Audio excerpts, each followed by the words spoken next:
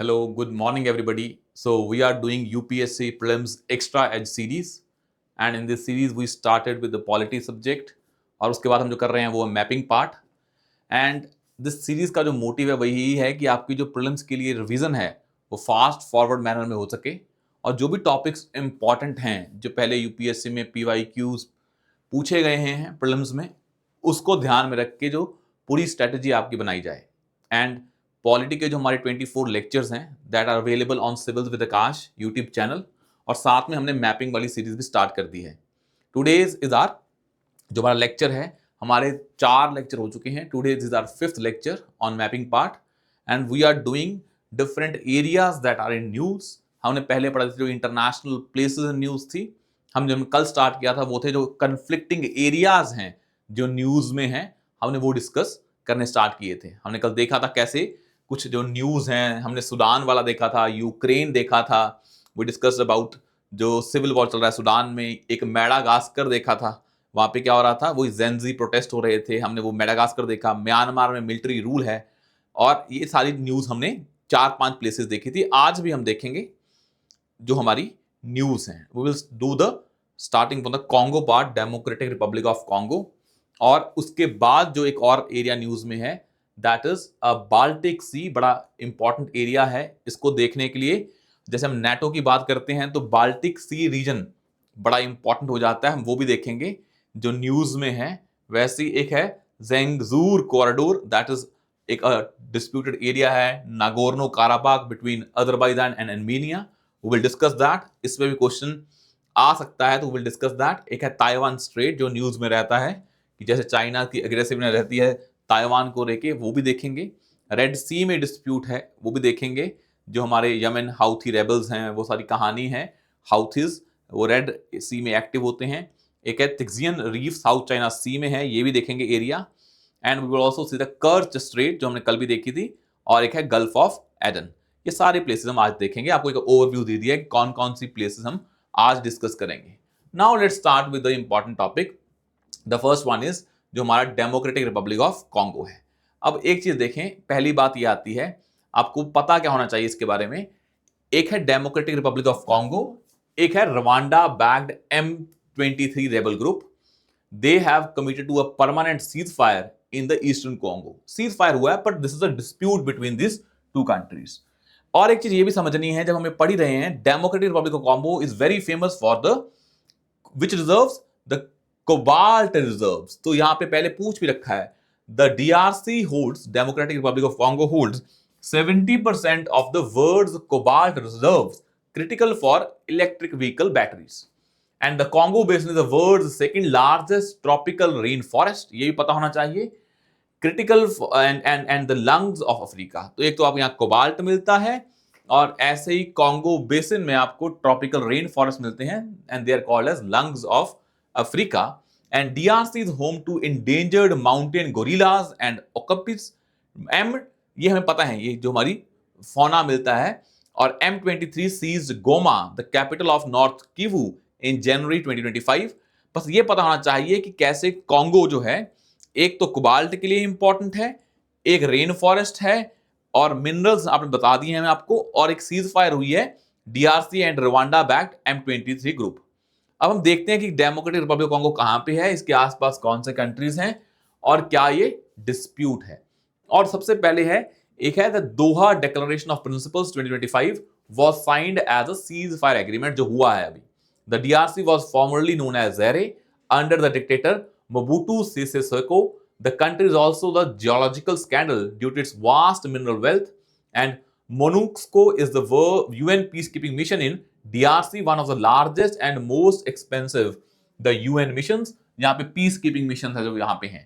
तो आपको कुछ फैक्ट्स बस यही पता होने चाहिए कि पहले ये बेल्जियन की कॉलोनी हुआ करता था, 1960 में इंडिपेंडेंट हुआ, उसके बाद इसके में सिविल वॉर चल रहा है.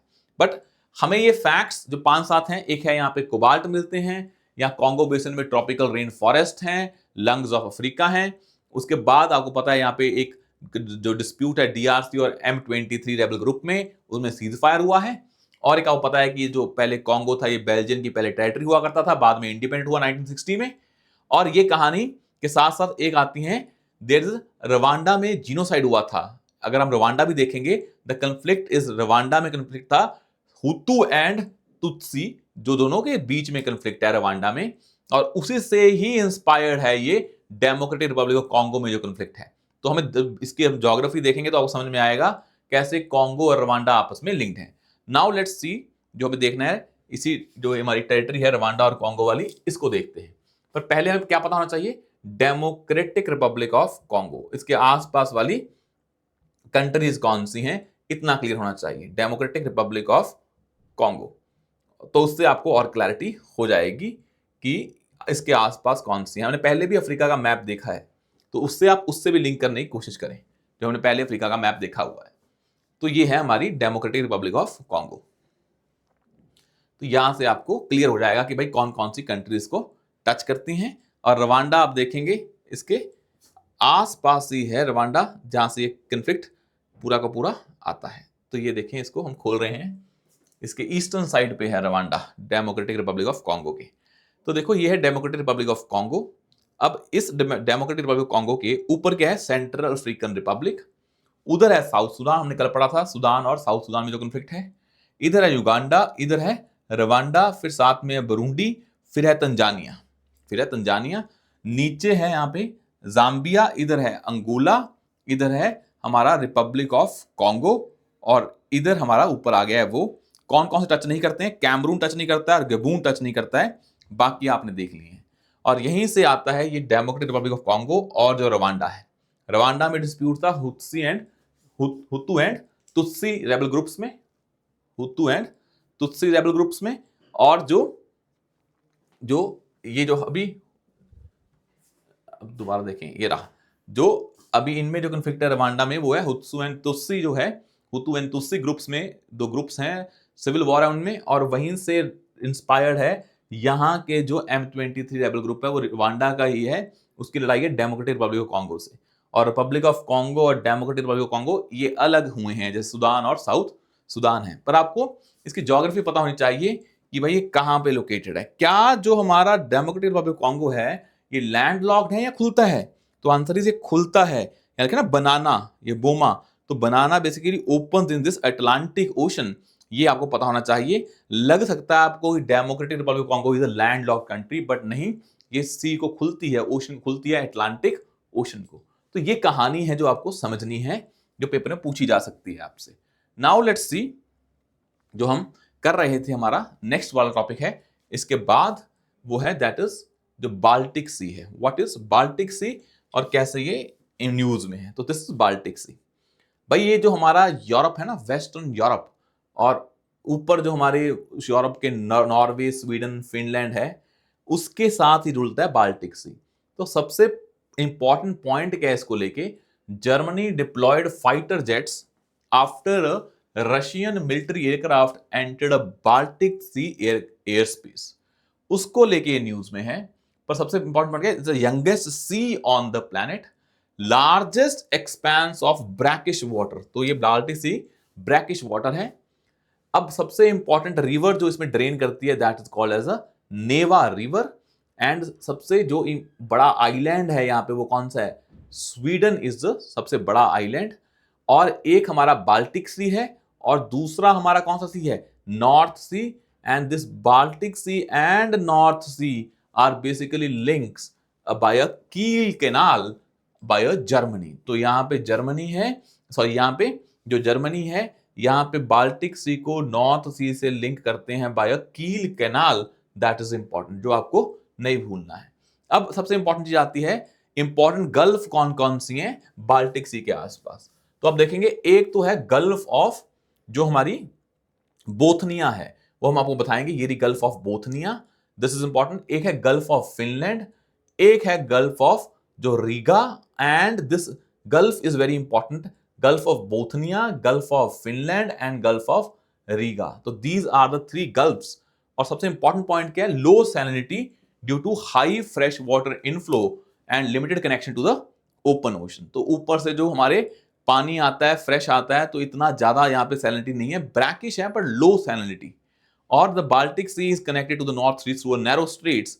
कौन कौन सी हैं, अब ये देखेंगे, ये हमारी स्ट्रेट्स हैं बाल्टिक सी और आके खुलती है नॉर्थ सी को, तो वो स्ट्रेट्स देखेंगे हम। पर सबसे इंपॉर्टेंट चीज क्या है जो हमने देखी है कि बाल्टिक सी के आसपास कौन सी कंट्री टच करती हैं? एक है स्वीडन, वन इज स्वीडन, ऊपर आती है फिनलैंड, और इधर देखेंगे तो आपकी Estonia, Latvia, Lithuania, Russia also opens. Russia का एक पार्ट है, जो रशिया तो है तो उस साइड ही, पर एक पार्ट यहाँ पे छोटा सा है, यहाँ पे उसका जो एरिया इंपॉर्टेंट वो है कलिंगार्ड, और रशिया ओपन्स इन बाल्टिक सी। तो आप पेपर में मार्क रॉन्ग कर सकते हैं कि बाल्टिक सी में तो रशिया नहीं आता होगा। रशिया अगर देखें तो वहां ब्लैक सी से ओपन होता है, पर रशिया का एक छोटा सा पार्ट है जो यहाँ पे है यूरोप में, that opens in Baltic Sea, तो एक रशिया आ जाता है, और पोलैंड आता है, then comes Germany and then comes Denmark. तो ये आपको सब याद होने चाहिए कि भाई ठीक है, Sweden, Denmark, Germany, Poland, Russia, Lithuania, Latvia, Estonia and Finland, तो दीज ओपन्स हियर, और रशिया इधर गल्फ ऑफ फिनलैंड से खुलता है और आगे जाता है बाल्टिक सी में। आपको इतना पता होना चाहिए। तो these things are very very important. एक आता है हमारा कील किनारा, हमने पढ़ लिया है, ये हम देख लें सराउंडिंग कंट्री कौन कौन सी हैं? Denmark, Sweden, Finland, Russia, Estonia, Latvia, Lithuania, Poland and Germany. तो Baltic Sea semi enclosed inland sea of Atlantic Ocean, वो खुल जाता है आगे जाके कहां से?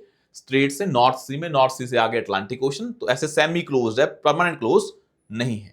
और एक है डेनमार्क और स्वीडन के बीच में अरसंड स्ट्रेट है, डेनमार्क और स्वीडन के बीच में एक ऑर्सन स्ट्रेट है, और दिस स्ट्रेट जो बड़ी इंपॉर्टेंट है, ऑरेसंड स्ट्रेट इज इंपॉर्टेंट, जो यहां पे है, और यहां पे इनको ये दोनों को, स्वीडन और डेनमार्क को अलग करने वाली स्ट्रेट है। हमने कल भी पढ़ी थी बहुत सारी स्ट्रेट्स, तो एक स्ट्रेट यहां पे स्वीडन और जो डेनमार्क को अलग कर देती है, and this strait is known as, Denmark and Sweden को अलग करने वाली ऑरेसंड straight.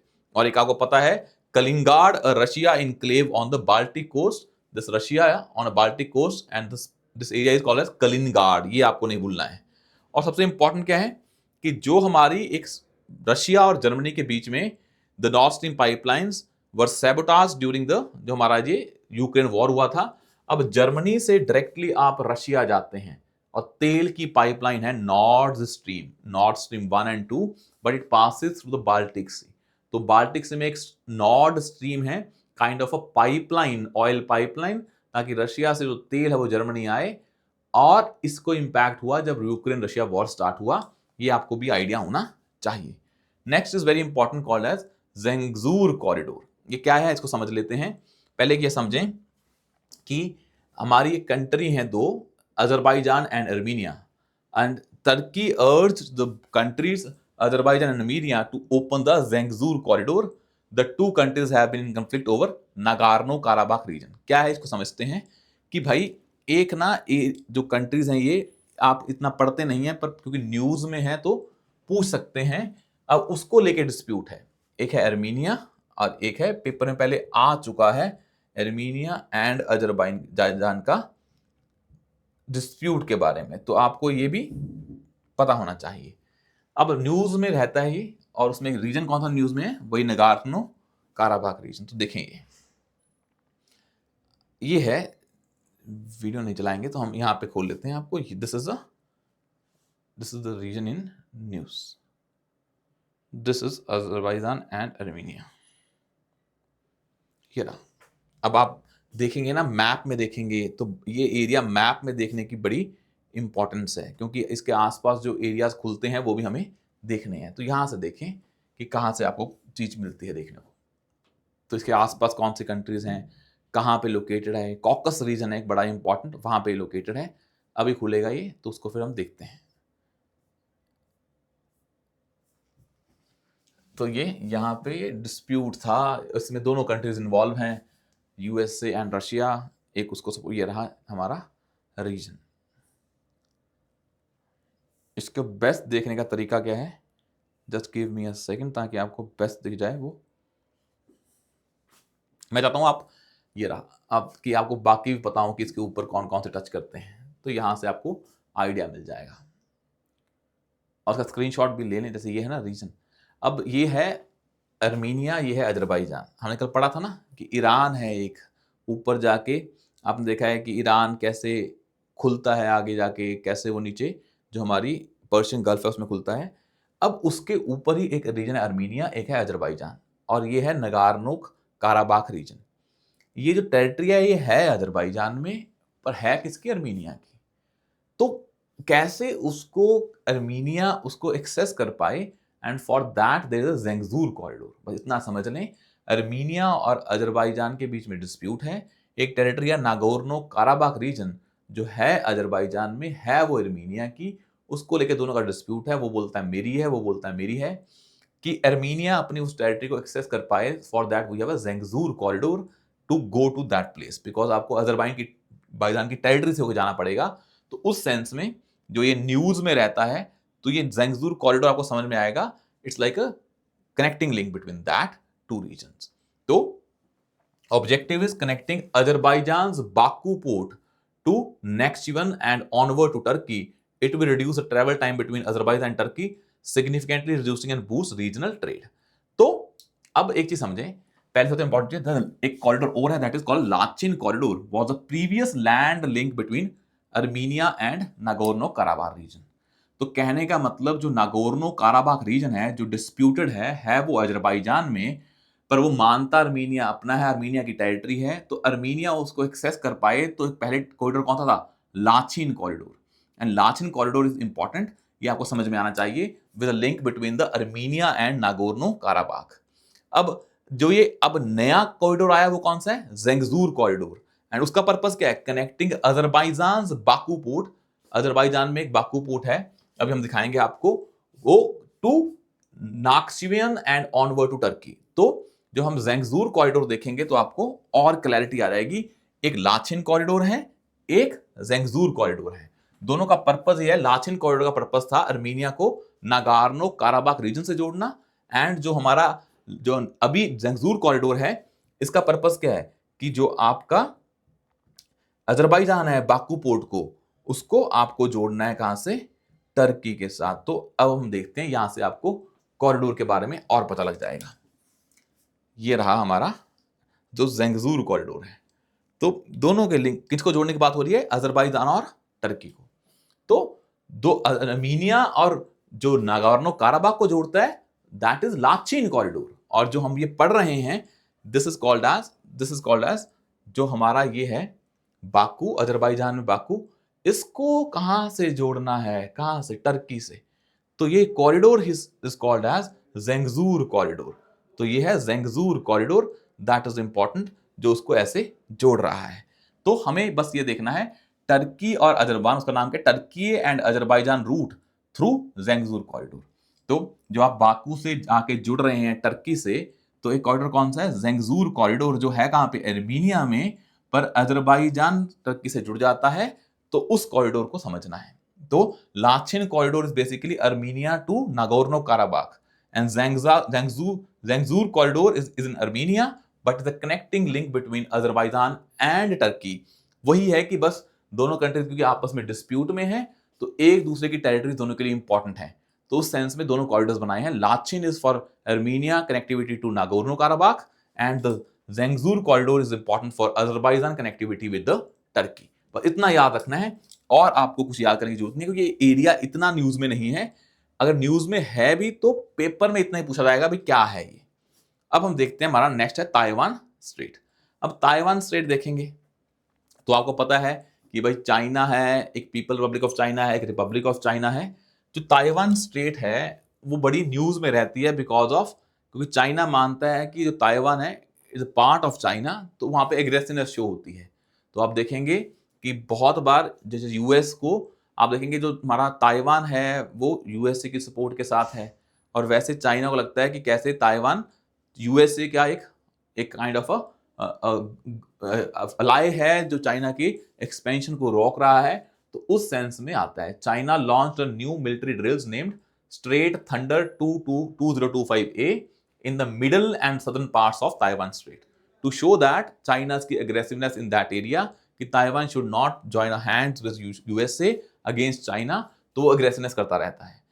Then named, and this southern parts of Taiwan Strait, it was named Formosa Beautiful by Portuguese navigators, और Taiwan is officially called as the Republic of China. Mainland China is called as People Republic of China, and claims China, because लोग one China policy मानते हैं, वो Taiwan और China को एक ही मानते हैं। India also support that policy of one China. पर इंपॉर्टेंट है कि कहां पे है हमारा जो ये आइडिया है किसका, ताइवान स्ट्रेट का, इसके आसपास कौन से सीज खुलते हैं और इसकी इंपॉर्टेंस क्या है। पहली इंपॉर्टेंस क्या है इसकी, जो ताइवान स्टेट है इस पे 44% of the world's container fleet passes through it. Taiwan produces around 90% of world's most advanced semiconductors. तो Taiwan is important for semiconductors, और जो ताइवान स्टेट है वहां पे जो वर्ल्ड का 44% ऑफ कंटेनर फ्लीट पास होता है।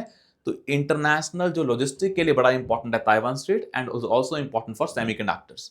पर सबसे इंपॉर्टेंट है कि जो हमारा ताइवान है, ताइवान स्टेट है, इसके आसपास कौन से सीज लगते हैं, दैट इज इंपॉर्टेंट।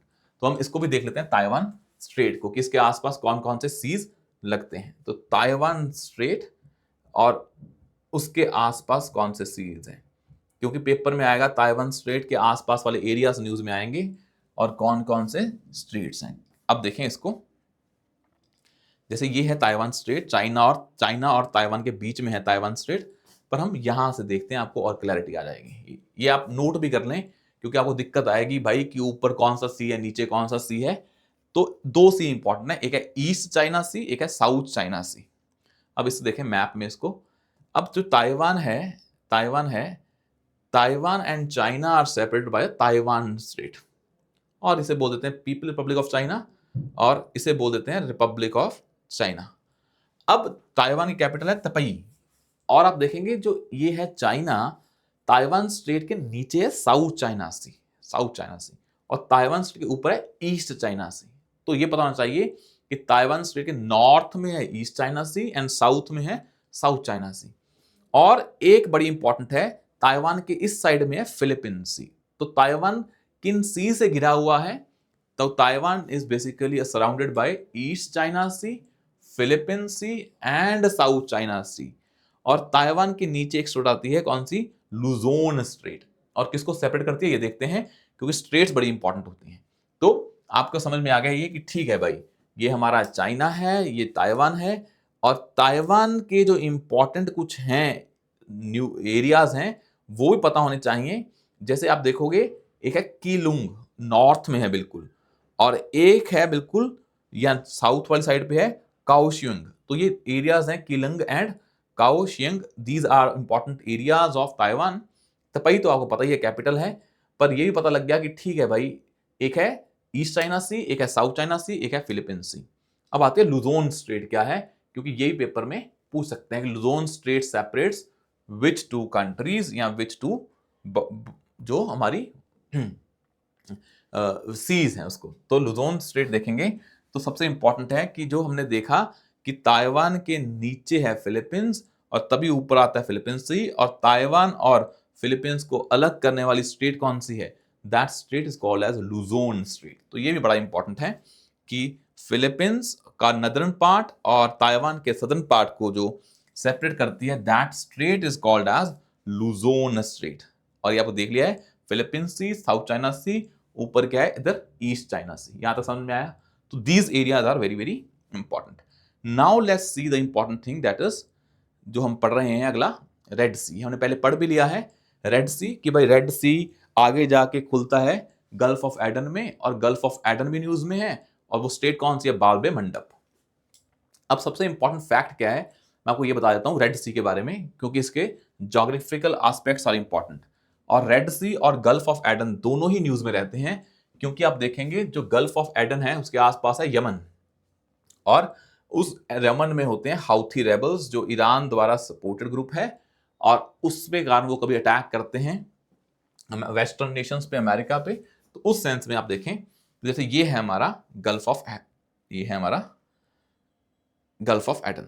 तो अब आप देखेंगे जब गल्फ ऑफ एडन, इसको कौन कौन सी कंट्रीज के आसपास है ये, तो आप देखेंगे इसके जो ऊपर है, this is called as Yemen. ये गल्फ ऑफ एडन है, इसके जस्ट ऊपर क्या है, यमन। और यमन के दो बड़े इंपॉर्टेंट हैं, कौन से, एक है सान्ना, एक है एडन, और यहीं पे हाउथी रेबल्स हैं। और एक आइलैंड है बड़ा इंपॉर्टेंट, कौन सा, सोकोट्रा आइलैंड, वो भी यमन का है, that is in Indian ocean. तो आपको समझ में आया कि एक रेड सी है, रेड सी आगे जाके गल्फ ऑफ एडन है, दोनों किससे सेपरेटेड है, स्टेट से, बाल्ब ए मंडप स्टेट है ये, and important thing that you should not forget is this कि गल्फ ऑफ एडन के जस्ट ऊपर है यमन, और यमन का एक आइलैंड है सकोत्रा आइलैंड यमन का, वो इंडियन ओशन में है। तो पूछ लेंगे where is Socotra island, it is in Yemen की है ये, पर है ये इंडियन ओशन में। अब गल्फ ऑफ एडन को कौन टच कर रहा है? इसको टच कर रहा है सोमालीलैंड, सोमालीलैंड। अब ये सोमालीलैंड है क्या? जो सोमालिया है ये सोमालिया टच कर रहा है, इधर जाके देखो, ऊपर से यमन, इधर से जिबूती। तो ये बड़े इंपॉर्टेंट हैं एरियाज जो गल्फ ऑफ एडन में खुलते हैं। और जो रेड सी है उसको टच करने वाला कौन सा अभी देखते हैं, पर गल्फ ऑफ एडन को टच करने वाले कौन से हैं? एक है यमन, एक है सोमालिया, एक है सोमालिया, एक है ऊपर जो हमने देखा है इथोपिया, यह है एरिट्रिया, और यह है जिबूती। जिबूती भी खुलता है इसमें। अब देखते हैं क्या है जिसको हम देखेंगे, कौन सा जो हम देख रहे हैं नेक्स्ट इज हमारा Red Sea, next is Red Sea. अब आप देखेंगे सोमाली लैंड के बारे में कि स्मेल, अब the Gulf of Aden, Somali land is basically a officially the republic of Somaliland is a partially recognized state in the Horn of Africa. इसको पूरी तरह रिकॉग्नाइज नहीं है, तो सोमालिया का ही पार्ट है। जब आप देख रहे हैं कुर्दिस्तान, तो कुछ मानते हैं कुछ नहीं मानते, पैलेस्टीन, वैसे ही सोमालीलैंड एक डिस्प्यूटेड आइडिया है, हॉर्न ऑफ अफ्रीका में है। हमने पढ़ लिया होता है, पहले पढ़ लिया है पहले 2 लेक्चर में, what is horn of Africa. पर मोर इंपॉर्टेंट एस्पेक्ट इज कि जो हमारी रेड सी है उसको टच करने वाली कंट्रीज कौन कौन सी हैं, हमने उस दिन भी देख ली थी, आज भी देखते हैं कि कैसे इजराइल भी रेड सी में खुलता है थ्रू गल्फ ऑफ अकाबा, हमने उस दिन पढ़ लिया था। पर आज एक बार और देखते हैं रेड सी को, क्योंकि बड़ा न्यूज में रहता है ये। तो दिस इज रेड सी की जो है। अब इसके आसपास वाली सारी कंट्रीज पता होनी चाहिए, क्योंकि एरिया बड़े न्यूज में रहता है। तो एक तो आपको पता लगेगा कि रेड सी में खुलने वाला जो इंपॉर्टेंट है वो क्या है, उधर से जो आता है जो सऊदी अरेबिया। तो एक तो आता है सऊदी अरेबिया, तो एक तो आता है हमारा सऊदी अरेबिया। तो रेड सी को खुलने वाला जो आता है दैट इज सऊदी अरेबिया। तो यहां से आपको और क्लियर हो जाएगा इस मैप से कि कहां कहां खुलता है ये। तो सी दैट मैप, इसकी फोटो भी खींच लें आप और आपको और फायदा हो जाएगा। देखिए रेड सी है ये। अब रेड सी के ऊपर कौन सा है? This is Saudi Arabia. और आपको पता है रेड सी में कौन सा खुलता है? इजराइल भी खुलता है। ये गल्फ ऑफ क्या है? अकाबा, ये गल्फ ऑफ सुएज है। इजिप्ट तो खुलता ही खुलता है, इधर से सूडान खुलता है, इरिट्रिया खुलता है, एंड जिबूती खुलता है। ये पता होना चाहिए। सोमालिया नहीं खुलता है। तो Djibouti opens in Gulf of Aden also as well as जो हमारा क्या रेड सी। तो जिबूती, इरिट्रिया, जो हमारा क्या है इजिप्ट, जो हमारा सूडान, इजिप्ट, सऊदी अरेबिया, और ऊपर से इधर से यमन, ये आपको पता होना चाहिए। और उधर से आता है वो आता है हमारा Israel, Jordan, Israel and Jordan. तो दोनों खुलते हैं इजराइल और जॉर्डन गल्फ ऑफ अकाबा से रेड सी में। तो ये पता होना चाहिए आपको कि रेड सी के आसपास वाली कंट्रीज कौन सी हैं। अब पेपर में कुछ भी आए, आपको ये पता है कि रेड सी में एक आइलैंड है, कौन सा? फारासन आइलैंड भी कहां पे है? रेड सी में है। और इजिप्ट का आपको पता है कहानी पूरी, जो नाइल रिवर हमने पढ़ी थी, white Nile river and blue Nile, कैसे वो आगे जाके मर्ज होती हैं सूडान में, वो सारी पूरी कहानी हमने कल देखी थी। Watch that lecture. बट आपको पता होना चाहिए कि रेड सी में कौन कौन सी कंट्रीज खुलती हैं। तो आपको पता है कि सऊदी अरेबिया में एक मक्का और मदीना है, वो उसके किस साइड पे हैं? सऊदी अरेबिया के वेस्टर्न साइड पे हैं, रेड सी वाली साइड पे है मक्का और मदीना। एक है जेदा, वो भी टच करता है किसको? एज अ रेड सी को, एज अ कोस्टल जो सिटी है।